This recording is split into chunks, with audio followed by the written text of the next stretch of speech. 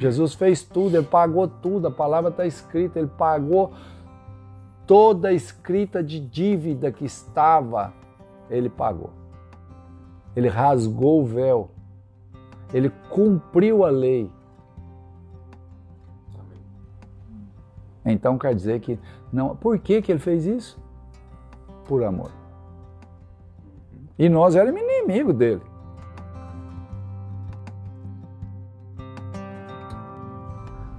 Glória a Deus, meus irmãos, que coisa boa é estar aqui sendo ministrado pelo Espírito do Senhor, Espírito Santo de Deus. Vamos falar de uma coisa que chama fé, né? Fé, dons, algumas coisas que a gente sempre, quando vai falar de dons, de fé, o primeiro dom que a gente lembra é dom de cura, né? Eu, principalmente, sou uma das pessoas que penso nisso. Um dia a Silmara falando, perguntou para mim que dom que você gostaria que o Senhor te desse. Falei, qualquer um que Ele quisesse, não tem problema nenhum para mim. Mas se eu tivesse que escolher, eu queria o dom de cura. Porque quando uma pessoa está ali, enferma, e você chega através do Espírito Santo, você glorifica o Pai que está nos céus e ora por aquela pessoa e ela seja curada. E eu me acordei, e quando você passou por aí, queria ter essa oração. Porque é incrível mesmo, essa foi bem lembrada, Laura, porque eu passei aqui na porta, fiz assim com a mão. Falei, Senhor, o Senhor pode tocar onde eu não posso, onde a minha mão não alcança, mas a sua alcança. Orei aqui e passei de carro, fui embora para casa. Na hora que eu cheguei em casa, subi, a Laura ligou chorando. Então, são dons de cura, que Deus cura, né? Mas tem dons tão maravilhosos, que eu nem sabia que tinha. E hoje nós vamos falar de alguns dons que está aí, né, que as pessoas não prestam muita atenção neles e eles são importantíssimos no corpo. Então, você falou uma coisa que você está cansada de administrar situações, administrar problemas, administrar pessoas, né? Você falou isso agora mesmo. Então, há um dom de administração. É um dom. Não é todo mundo que administra as coisas. Há um dom, e a palavra fala do dom de administrar. Olha para você ver que coisa incrível. Então, esses tempos atrás, nós estávamos falando sobre isso, né, Bruno? Lembra? Então, a hora que eu vi aquilo, eu comecei a ver o que é o dom de administrar, né? Mas aqui nós vamos falar em Romanos, capítulo 12, capítulos de 3 a 8. Romanos, capítulo 12.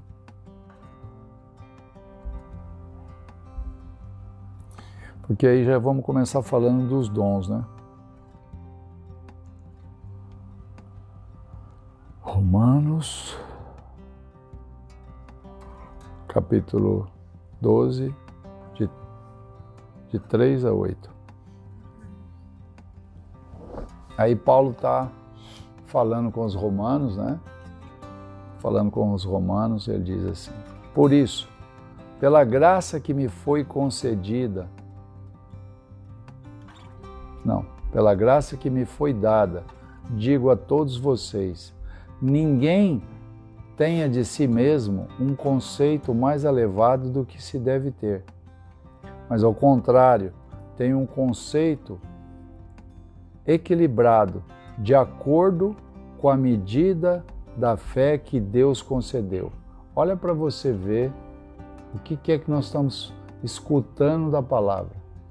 De acordo com a medida da fé que Deus concedeu. Então quer dizer que nós só temos o tanto de fé que Deus nos concede. Fé não é gerada pela gente. Fé é gerada pelo Espírito de Deus em nós. É gerada por Deus. Deus nos concede uma medida de fé. A pessoa fala, mas aquele tem muita fé. Aquele tem menos fé. Aquele não tem fé. É uma medida de fé que Deus concede a cada um. Amém? Assim como cada um de nós tem um corpo com muitos membros, e esses membros não exercem todos a mesma função, assim também, em Cristo, nós que somos muitos, formamos um corpo, e cada membro está ligado a todos os outros. Temos diferentes dons, de acordo com a graça que nos foi dada. Então, dons é uma coisa que é recebido pela graça que nos foi dada. Nós temos que lembrar muito bem disso. O dom não é seu. O dom é dom do Espírito que o Senhor concedeu a cada um de nós. Se alguém tem dom de profetizar, use-o na proporção da sua fé. Se o dom é servir, sirva. Se o dom é ensinar, ensine. Se o dom é dar ânimo, olha para você ver uma coisa. Dom de dar ânimo. Olha para você ver que coisa incrível isso. A pessoa que tem o dom de levantar a moral dos outros. Levantar o astral da pessoa, animar a pessoa, chegar e exortar a pessoa e falar, meu irmão, o que está passando?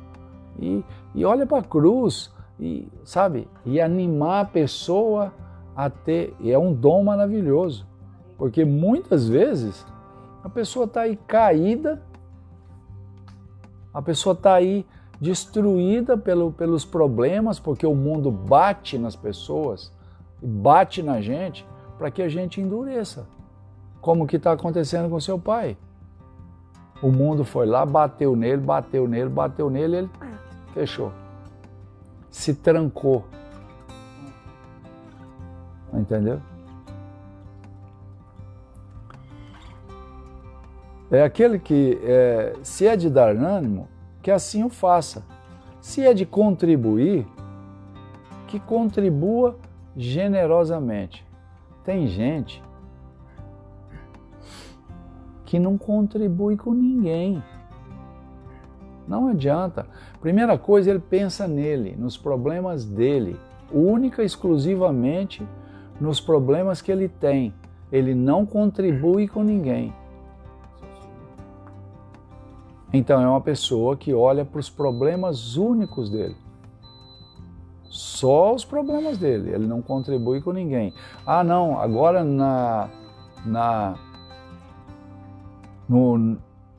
no Evangelho da Graça, eu não sou obrigado a dar dízimo.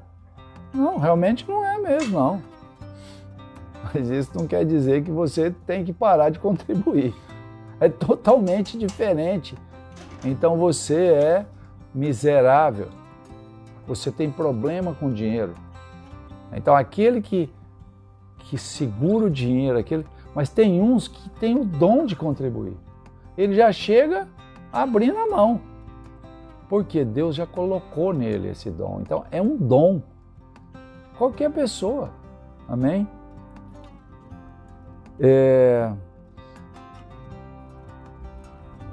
Se é exercer liderança, que eu faça com zelo. Por quê? Zelo. Com cuidado. Porque a liderança, ela pode trazer altivez às pessoas. A pessoa pode se crer, porque ele é o líder, ele se crê mais alto do que aquele.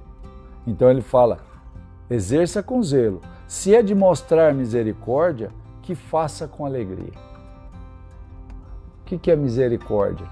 Misericórdia é quando você tem que bater e em vez disso você ama. Essa é a misericórdia.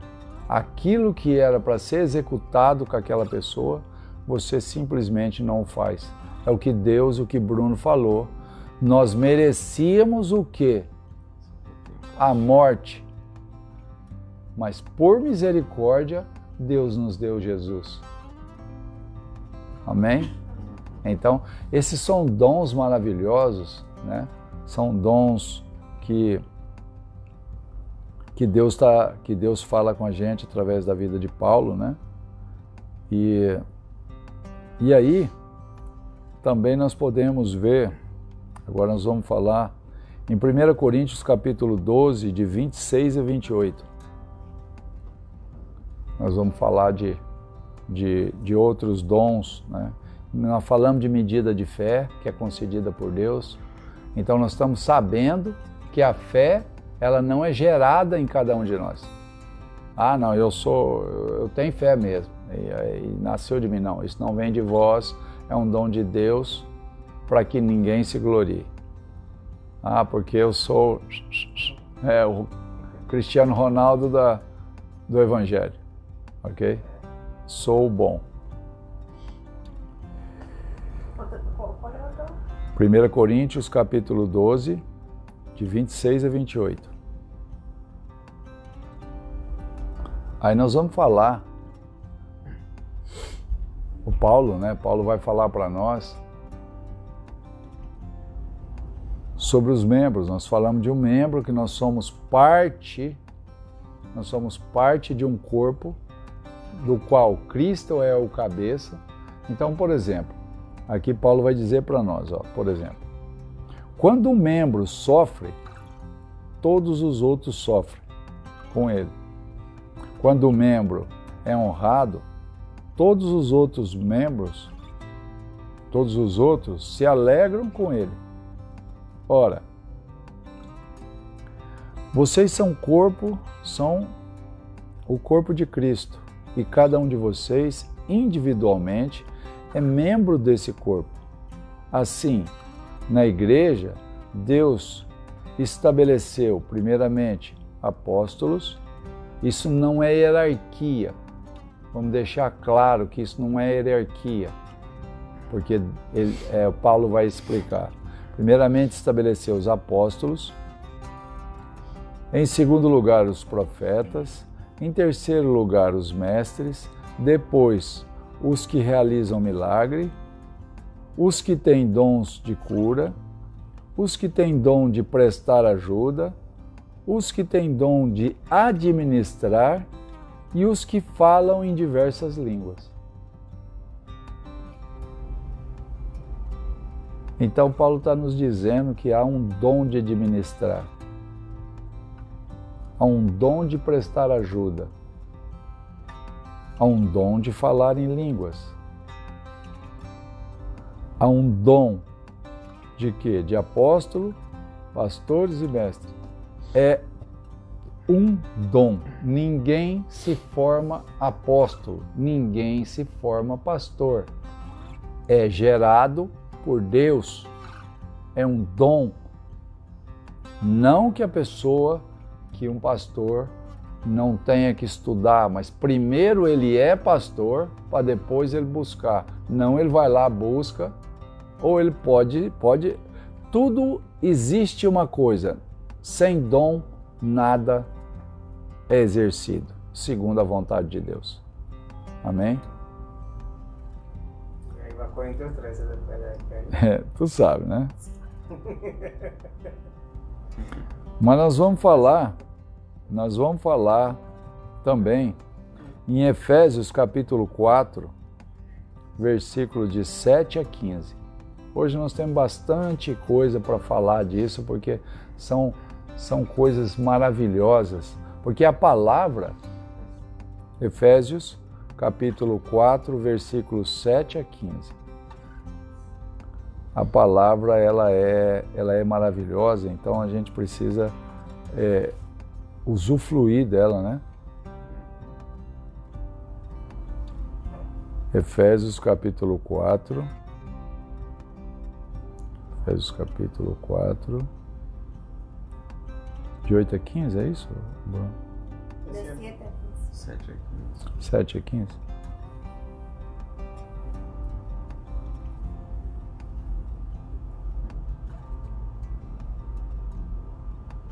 E aí Paulo fala assim: e a cada um de nós foi concedida a graça conforme a medida repartida por Cristo. Olha para você ver. Nós já vamos falar em repartida por Cristo de novo. Olha para você ver. Por isso é o que foi dito: quando ele subiu em triunfo às alturas, levou cativo muitos prisioneiros e deu dons aos homens. O que significa ele subiu? Senão que também havia descido às profundezas da terra. Aquele que desceu é o mesmo que subiu acima de todos os céus, a fim de encher todas as coisas. Ele designou uns para apóstolos, outros para profetas, outros para evangelistas, outros para pastores e mestres, a fim de preparar os santos para a obra do ministério, para que o corpo de Cristo seja edificado, até que alcancemos a unidade de fé e do conhecimento do Filho de Deus, e chegamos à maturidade, atingindo a medida da plenitude de Cristo. O propósito é que não sejamos mais crianças, levados de um lado para o outro pelas ondas, nem jogados para cá e para lá por todo vento de doutrina e por astúcia e a esperteza de homens que induzem ao erro. Antes, seguindo a verdade em amor, naquele que é a cabeça, Cristo. Amém? Então, Paulo explica para nós coisas assim que, se a gente parar e ler e reler, reler, nós vamos entender todas essas coisas. Por exemplo, propósitos. O propósito é, para que a gente chegar à plenitude de Cristo, o propósito é que não sejam como crianças, levados de um lado para o outro, por ondas, nem jogados para lá, para cá, por ventos de doutrina. O que é doutrina? Vamos parar para a gente só analisar o que é doutrina. Por exemplo, doutrina é, por exemplo, presbiteriana. A igreja presbiteriana é uma doutrina. A igreja tem uma doutrina. A igreja batista tem outra doutrina. A igreja Assembleia de Deus tem outra doutrina. A igreja católica tem outra doutrina. Então, mas e a doutrina, a sã doutrina que Paulo fala? O que é a sã doutrina? A não ser que Cristo morreu por nós, rasgou o véu do templo, cumpriu todos os requisitos da lei como um cordeiro perfeito. Então ele fez tudo que um homem não poderia fazer.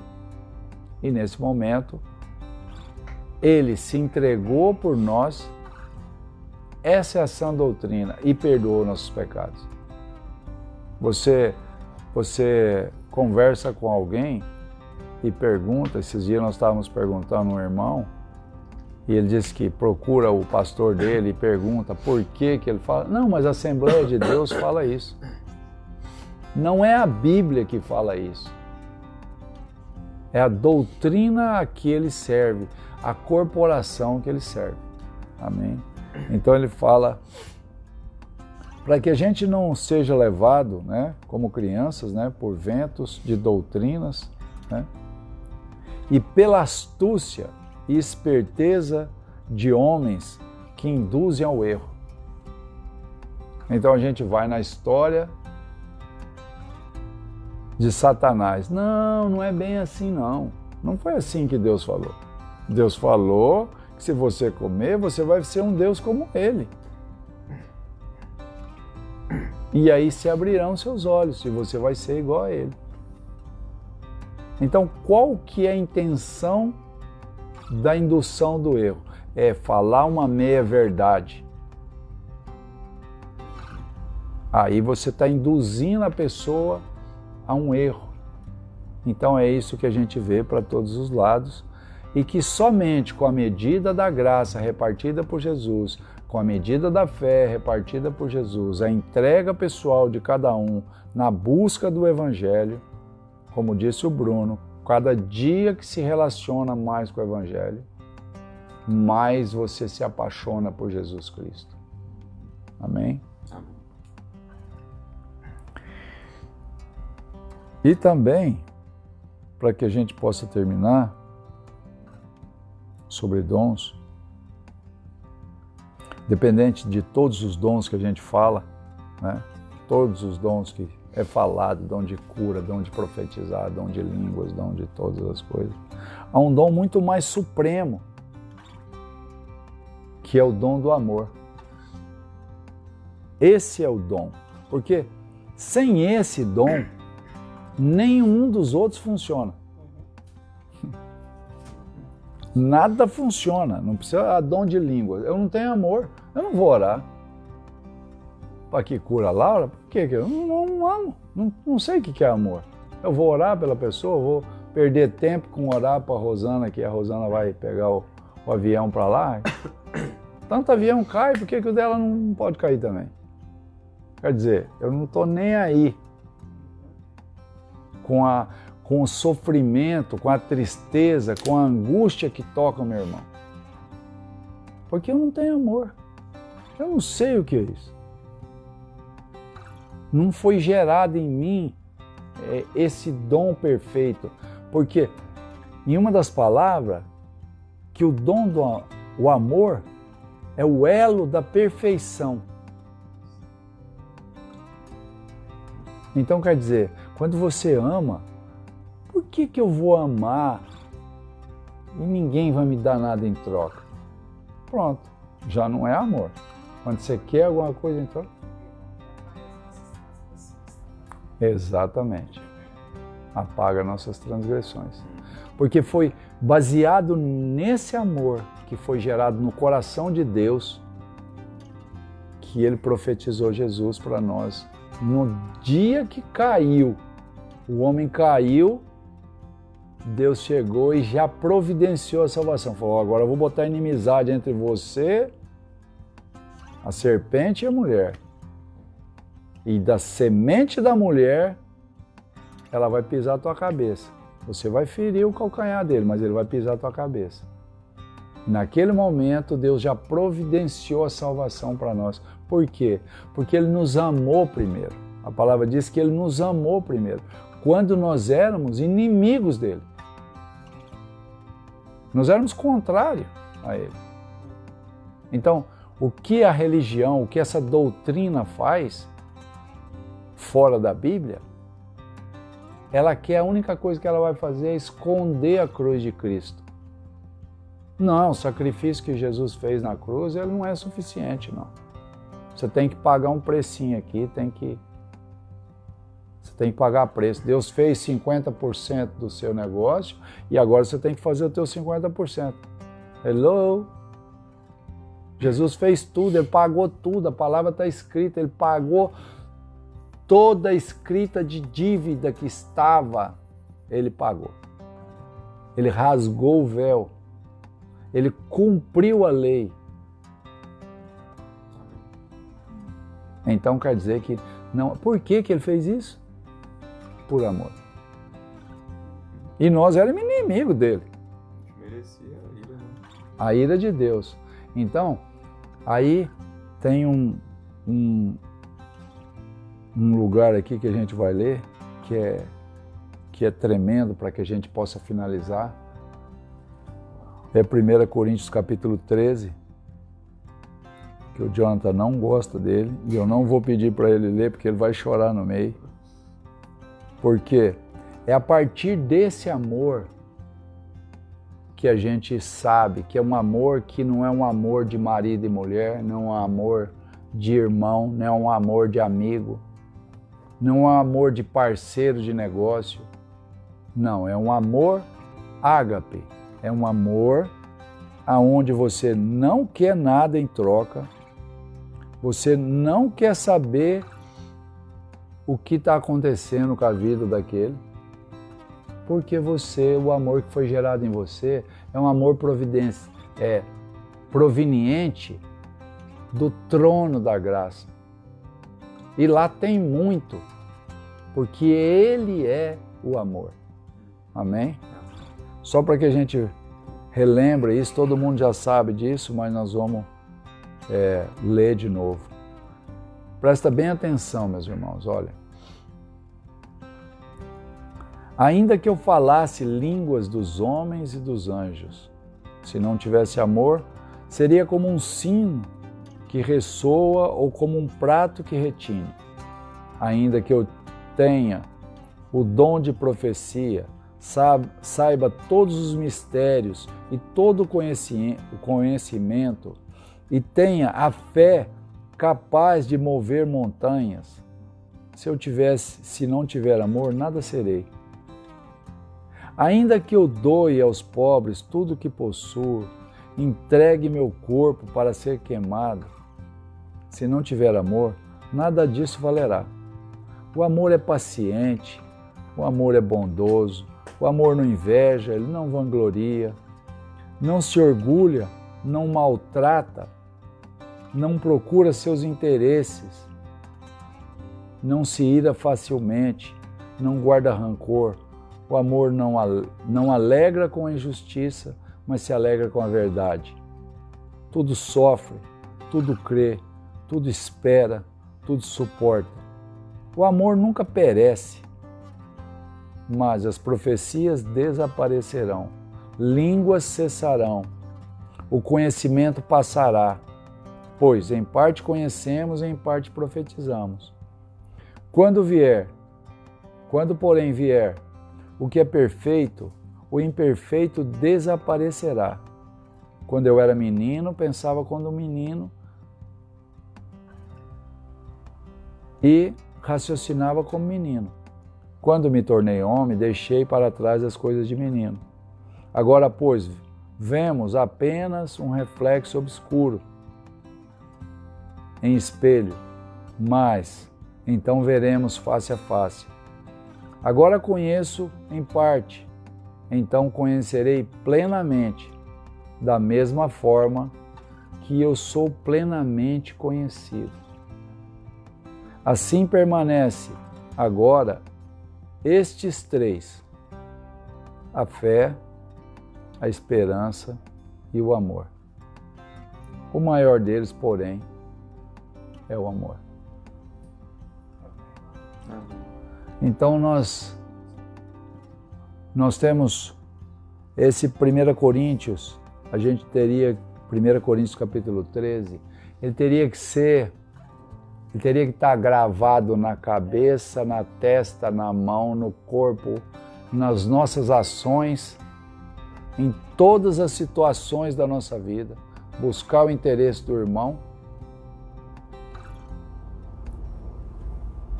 Nós trabalhamos, sim.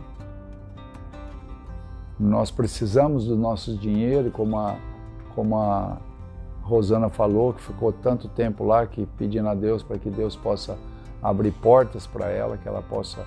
Mas Deus é fiel. Ele sempre nos alimenta, através de todo mundo.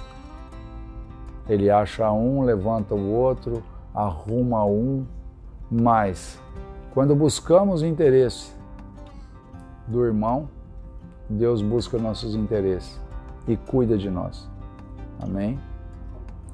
Glorifica a Deus por essa palavra tão maravilhosa que Deus nos trouxe, nos fortaleceu, nos trouxe entendimento de dons, de doutrinas, de fé, de graça, mas principalmente nos trouxe a revelação do dom maior, que ele é a base de toda a nossa vida, que é o dom do amor.